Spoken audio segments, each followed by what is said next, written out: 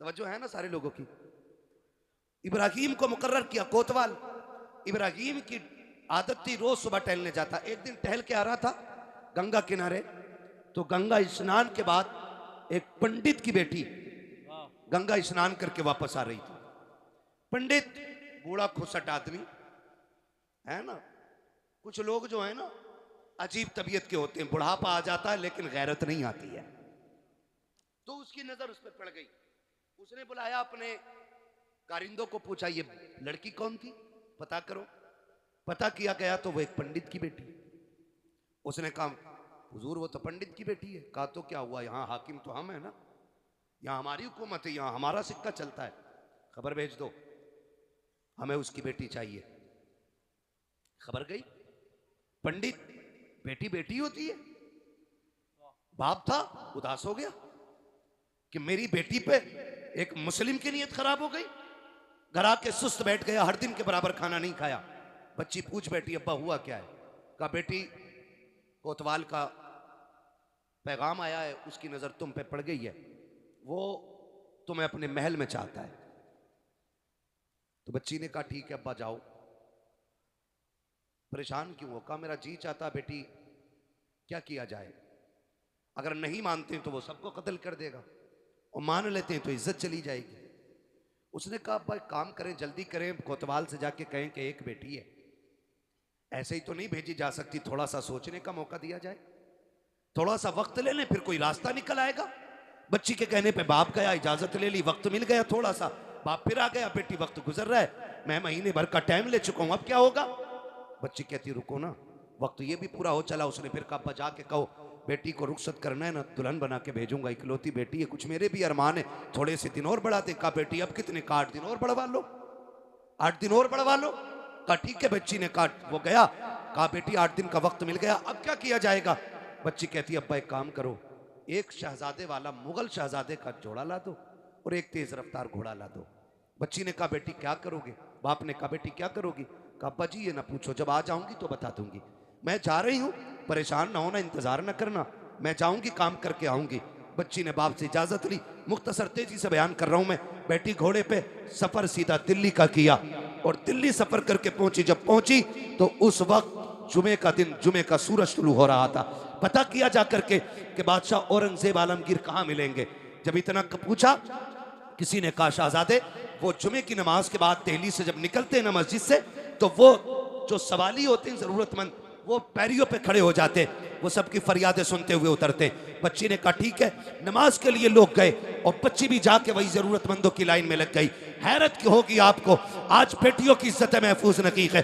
जो मुक्त कहते हैं भारत को, कौम का बेड़ा गर्क कर रखा है, मुल्क में कितनी बेटियों की आबरू लूटी जा रही है, कोई हिसाब नहीं है। ये अंधा मीडिया किसी की बेटी की इज्जत उछल जाती है तो गूंगा बहरा बन के बैठ जाया करता है। आग लगाने का काम करने वाला मीडिया, इसे क्या पता इज्जतें कितनी अहम होती है। अल्लाह अकबर। बच्ची जाकर के सवालियों की लाइन में खड़ी हो जाती है। औरंगजेब मस्जिद से निकल रहे हैं। कोई कहता हुजूर भूखा हो, पर्ची ले ली जाती है, उसकी जरूरत दर्ज करा दी जाती है। कोई कहता मकान नहीं है, जरूरत सुनी जाती है। कोई कहता मोहताज हो, उसकी भी सुनी जाती है। अल्लाह अकबर। तारीख गवाह है, जब सवाल पूछते पूछते, जरूरतें पूरी करते करते, जब बारिश शहजादी की आई है, पंडित की बेटी की आई है, इसने भी हाथ बढ़ाया, आगे बढ़ा करके पर्ची पेश की। औरंगजेब आलमगीर की एक निगाह चेहरे पर पड़ी, समझ गए ये बेटा नहीं बेटी है। जब उसने वो कागज दिया था, आपने डायरेक्ट हाथ पकड़ा नहीं था, बल्कि आपने चादर के कोने से बच्ची के हाथ से कागज लिया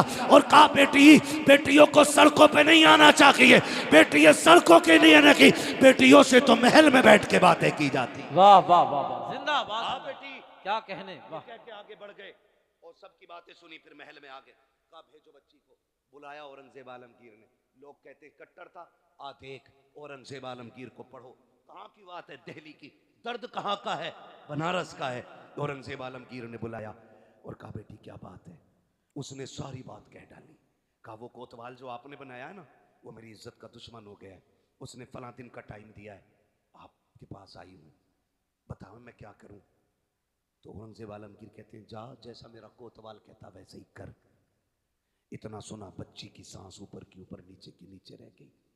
उसने सोचा ये तो सारी चरसी निकले, मैं तो सोच रही थी बादशाह मदद करेगा, इसने तो ये कह दिया कि जाओ जैसा मेरा कोतवाल कहता वैसे ही करो। रोती हुई वापस आ गई।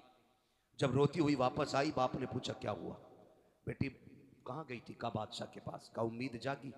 कहा उसने कह दिया है कि जैसा मेरा कोतवाल कहता वैसे ही करो। तो पंडित कहता बेटी फिर अब तो कोई रास्ता नहीं, काम करें, सारे डूब के मर जाते। उसने कहा ना अब्बा ऐसी भी क्या जल्दी है। कहा क्यों? कहा सुनो, जैसा कोतवाल कहता वैसे ही करो, मुझसे बादशाह ने जो कहा मैं वही करूंगी। पंडित कहता बेटी इज्जत चली जाएगी। उसने कहा अब्बा उम्मीद है अभी। कहा वो क्या मदद करेगा जिसने कोतवाल की मर्जी के मुताबिक तुझे सजने के लिए कह दिया। बच्ची ने कहा था अब्बा जब मैं उसके पास थी ना, उसने 3 बार मुझे बेटी कह के आवाज दी थी। हाय हाय और मैं जानती हूं जब मुसलमान किसी को बेटी कह देता है ना, फिर उसकी इज्जतें लुटने नहीं देता। कि अब्बा इंतजार किया जाएगा। फिर वो दिन भी आ गया जिस दिन की मोहलत कोतवाल को मिली, कोतवाल ने दी थी। डोली आ गई, बेटी सज के जब बैठी ना डोली में पंडित की, और डोली उठ करके बादशाह के दरवाजे पर, कोतवाल के दरवाजे पे आई है।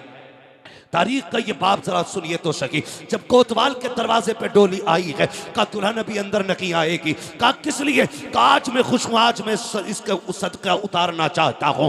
उसने सिक्के सोने के मंगाए, एक बड़ा थाल लिया, लेकर के खड़ा हुआ और मुट्ठी भर भर के फकीरों में लुटा रखा था। लुटाता रखा, लुटाता रखा, लोग लूटते रखे, लूटते रखे। आखिर उसी भीड़ से एक पोसीदा लिबास में, फटी चादर में एक फकीर निकला। उसने भी आकर के आगे हाथ बढ़ा दिया। कोतवाल से कहा मुझे भी भीख दी जाए। उसने कहा अंधा है, इतने सिक्के नीचे पड़े हैं कि उठाने वाले कम पड़ गए हैं, तू अनोखा भिखारी है, तेरे हाथ में भीख दी जाए। उसने कहा था सुन कोतवाल, मैं फेंका हुआ पैसा नहीं लेता, मैं गिरा हुआ नहीं उठाता हूं, अगर देना है तो हाथ में दे। उसने कहा बड़ा जिद्दी है, अगर कोई और दिन होता तेरा सर कलम कर देता, आज मेरी खुशी का दिन है, लाओ थाल आगे लाओ। उसने मुट्ठी भरी सिक्कों की जैसी फकीर के हाथ पे रखी है, फकीर ने कलाई थामी और जब चादर उतार के फेंकी है, हैरत हो रही थी। चादर में फकीर नहीं था बल्कि औरंगजेब आलमगीर आ गए थे। आने के बाद आपने कहा था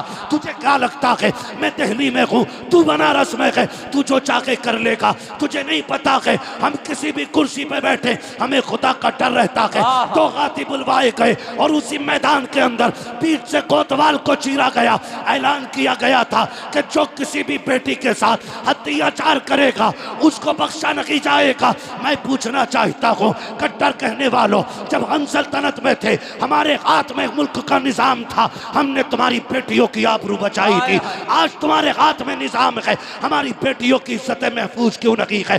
तारीख गवाह है, देखो तो सही हुक्मरान किसे कहते हैं। औरंगजेब आलमगीर ने कहा था अब शाम से डोली उठाओ और इसके दरवाजे पे लेकर चलो। जब दरवाजे पे लेकर के गए, बच्ची डोली से निकली है। औरंगजेब आलमगीर भी घर में आए हैं। पहला जुमला कहा था बेटी प्यास लगी है, जल्दी से पानी पिला दे। कहा इतनी प्यास है? कहा हाँ बेटी, जब से तूने दर्द बयान किया है मैंने कसम खाई थी जब तक इस बेटी के साथ इंसाफ नहीं कर दूंगा, एक घूंट पानी का हलक से उतारना मुझ पे हराम रहे। नारे तकबीर, नारे रिसालत, उर्से कंबल पोश, मसलके आला हजरत हजरत मुफ्ती हम्माद रजा साहिब किबला।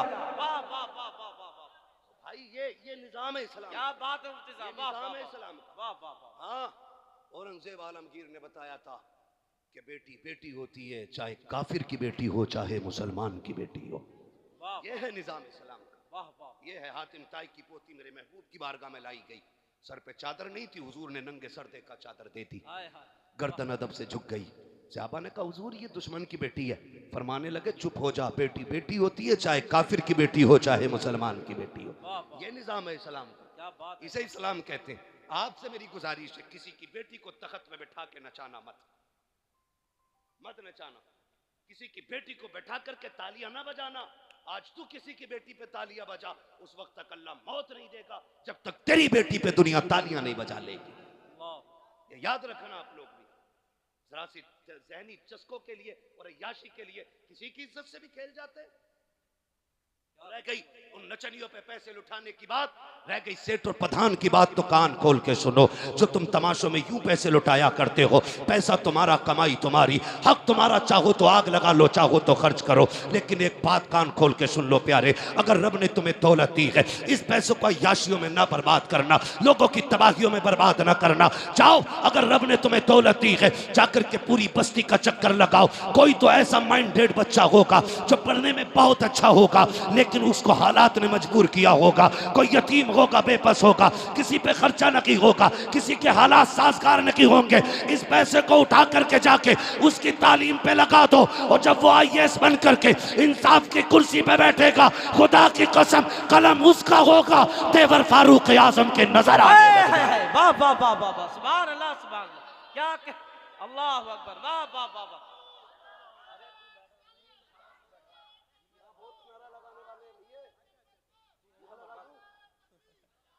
वाह वाह वाह, ये पैसा नाजायज नहीं लगाना है। वाह वाह, हम अब इस पैसे को अपनी कौम की तालीम और तामीर पे लगाएंगे। क्या पैगाम मुफ्ती साहब, वाह वाह वाह वाह। दुनिया रो रही है, उसकी भाग गई, उसकी भाग गई, वो लक्ष्मण के साथ भाग गई, वो फला के साथ भाग गई, वो फला के साथ भाग गई। भाई ये रोना क्यों पड़ रहा है पता है? क्योंकि स्कूल हमारे नहीं है, कॉलेजेस हमारे नहीं है। काज फला स्कूल के आगे बच्चियों के नकाब उतरवा दिए गए। क्यों उतरे? क्योंकि मोहताज हो तुम। पहली बात तो तुम्हारे बच्चों को तालीम के लिए सीट नहीं मिलती, और मिलती भी है तो पहले तुम्हें कुत्ता बनाया जाता है, तब तुम्हारे बेटे को बैठने की जगह दी जाती है। कब तक दूसरों की गुलामी करोगे? वो नबी जिसने इक़रा बिस्मि रब्बिकल्लज़ी खलक़ का पैगाम दिया था, आज उसकी उम्मत दूसरों की मोहताज हो गई तालीम में। क्यों? क्योंकि हमने सारा पैसा चादरों पे लगाया, सारा पैसा मीनारों पे लगाया, सारा पैसा कव्वालों पे लगा दिया।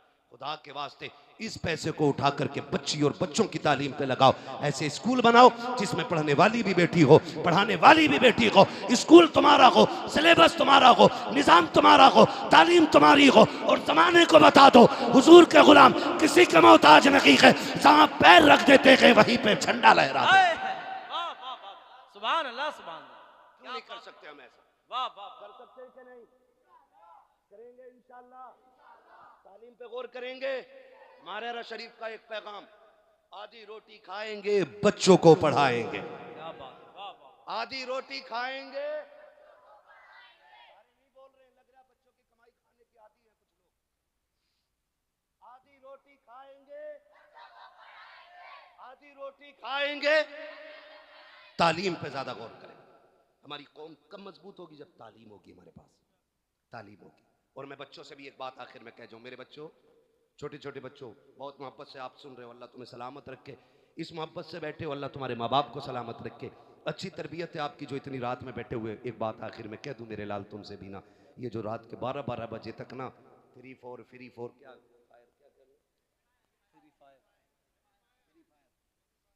जो ये फ्री फायर और जो पबजा चल रहा ना, ये बंद करो मेरे लाल, बंद करो, वरना 40 साल में अंधे भी हो जाओगे, बहरे भी हो जाओगे। और निकाह के बाद ना जब काले सिर वाली घर में आएगी ना, तो फिर रोटी ना खिलाई जाएगी, तो फिर जेबें काटोगे, कटोरे लेके फिरोगे। आने वाले दौर में भीख उसे मिलेगी जो पढ़ा लिखा होगा, प्यालों में अगले वाले दौर में भीख नहीं मिलेगी। अब तो अगर सिग्नल पे खड़े हो जाओ ना, कहो टूटा हुए ना, तो बारकोड निकाल के कह रहा इस पे कर दो। भिखारी इतने एक्सपर्ट हो गए तो हमें क्या भीख मांगनी आगे चल के? पढ़ाई पे मेहनत करो, पढ़ाई पे, मोबाइल पे नहीं। आज पढ़ लो, बड़ी बड़ी टेक्निकल पावरें कल तुम्हारे कदमों में पड़ी नजर आएंगी। और आज अगर मोबाइल पे वक्त गुजारोगे तो कल नालियां साफ करोगे, नालियां। तुम ये याद रखना, पिदरम सुल्तान बूझ से कुछ नहीं होता। आपको अपना मयार बनाना है, खुद में मजबूत होना है। हमें मजार पे आकर के ना, मजार पे आके खाली यही नहीं मांगना बाबा 3 मंजिल बिल्डिंग दे दे, 4 गाड़ी हो गई 5 करा दे, 3 बट्टे हो गए 8 करा दे। बल्कि यहाँ बैठ के कहना, साहिब मजार जैसे रब ने तुझे वली बनाया कि दुआ कर मुझे भी अल्लाह अपना वली बना ले। वाह वाह वाह, इंशाअल्लाह फरमाएगा या अय्युहल्लज़ीना आमनू तक़ुल्लाह व कूनू मअस सादिक़ीन। ए ईमान वालों, अल्लाह से डरो और सच्चों के साथ हो जाओ। सजदे के चक्कर में कहीं फेफड़े ना निकाल लियो भैया।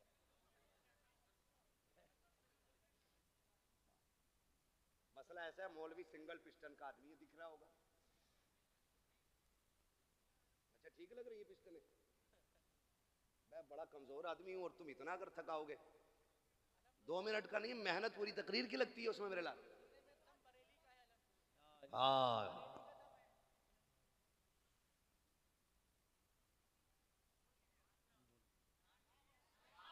सुभान अल्लाह सुभान। वाह वाह वाह। कुछ चाबी भर रहे हो क्या? है ना, साहिब मजार के ईसाले सवाब और इनके दर्जात में बुलंदी की नीयत से सारे कह दें या रसूल अल्लाह। या रसूल अल्लाह। मैं आपको बता दूं भाई, मैंने अब तक आपको मजबूर नहीं किया सुभान अल्लाह कहने पे। मेरी बात थी, मैं कह गया और ये सोच के कह गया अल्लाह करे तुम्हारी समझ में बातें आ जाए, ठीक है ना। मैं इसलिए कह गया इन बातों को। तो अब मैं आखिर में मुझसे कह रहे हैं शजरा पढ़ा जाए, तो भाई ये सुन लो, जब मेरा हाथ का इशारा हो ना तो समझ लेना मौलवी सांस लेना चाह रहे आप। सीधी बात है भाई, सच्ची बात रखो। मौलवी सांस लेना चाह रहा है, सांस इसलिए लेगा जब आप सुभान अल्लाह कहोगे, उस बीच में हम हाथ मार देंगे और सांस ले लेंगे। कहीं ऐसा ना हो अल्लाह हम हाथ हिलाते रह जाए, मौलवी सांस लेना भूल जाए, फिर छुट्टी नहीं होगा ना। हाथ देंगे इंशाअल्लाह। बोले जरा सुभान अल्लाह। सुभान अल्लाह सुभान अल्लाह। आगे वाले मत बोलना, जो जन्नतुल बकी से इधर बैठे ना वो चुप रहे, जो जन्नतुल बकी में बैठे वो बोल दे जरा सुभान अल्लाह। अरे भाई तुम जन्नतुल माला में हो, तुम चुप रहो। मैं उनसे कह रहा हूँ जो जाली के उस पार वाले लोग हैं, बोल दे जरा सुभान अल्लाह। सुभान अल्लाह। नहीं ठीक है, मसले पर अमल कर रहे हैं, अल्लाह घर में जोर से नहीं बोलना चाहिए, ठीक है। तस्वीर ले लो हाथ में, कतई मत बोलिए।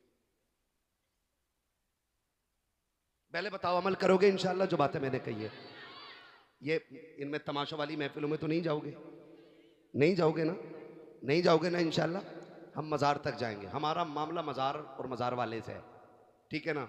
चरसियों, गुंडों, आवारा लफंगों से इनसे मसला, हमारा सिर्फ मज़ार वाले से मामला रहना चाहिए, है ना। तवज्जो है। अब मेरा हाथ का इशारा होगा तो कैसे बोलेंगे? सुभान अल्लाह। खड़े वाले बोल दे जरा सुभान अल्लाह। अल्लाह सलामत रखा। भैया कॉलम पे बैठे हो क्या? अच्छा पीछे दीवार पे खड़े हैं लोग। खैर कोई मसला नहीं है, जो जिस तंगी से खड़ा रह गया, अल्लाह करे जितनी यहाँ दिक्कत उठाई है कब्र में उतनी आसानियां हो जाएं। और ये मज़ार वालों की बरकतें होती हैं। जुड़े रहो इनसे, जुड़े रहो। सुबह शाम इनकी बारगाहों में हाजिरी दिया करो। फरमाया गया जो अल्लाह वालों की चौखट पे आता है ना, अगर जहन्नमी होता है तो अल्लाह उसे जन्नती बना दिया करता है। सुभान अल्लाह सुभान ना ड्यूटी अपनी अपनी है, ड्यूटी अपनी अपनी है। कोई घोड़ों की मालिश कर रहा ड्यूटी में, कोई बकरे पाल लिया तो उनके मालिश कर रहा है ना। लोगों की अपनी अपनी ड्यूटियां हैं। वो कितने नसीब वाले हैं जिनकी ड्यूटी अल्लाह वालों के मज़ार पे लग जाती सुभान है। अल्लाह सुभान। वो नसीब वाले हैं जिनकी ड्यूटियां मस्जिद में लग जाती हैं। वो मुकद्दर वाले हैं जिनकी ड्यूटियां हुजूर की जालियों पे लग जाती हैं, है ना। अल्लाह आज की रात के सबको हुजूर के शहर का मुसाफिर बना दे, ठीक है। साथ तो नहीं छोड़ेंगे। अब जरा बोले नाराज तो नहीं है? वक्त ज्यादा हो गया मुझे मालूम है। बोले बस इन तमाम बुजुर्गों की दुआओं का भी साथ लेना है। बहुत ज़्यादा मैं थक गया हूँ। जफर भाई को इंशाल्लाह दोबारा तारीख देने से पहले सोचा जाएगा, खास करके शीशगढ़ की। पहले कागज तैयार कराए जाएंगे, बुलवाना कितनी देर है। लेकिन लोग इतने अच्छे हैं, अल्लाह सलामत रख के थका नहीं इतना जितना थकना चाहिए था। बोले जरा सुभान अल्लाह। देखो किसी को ताकत मिलती है कैप्सूल खा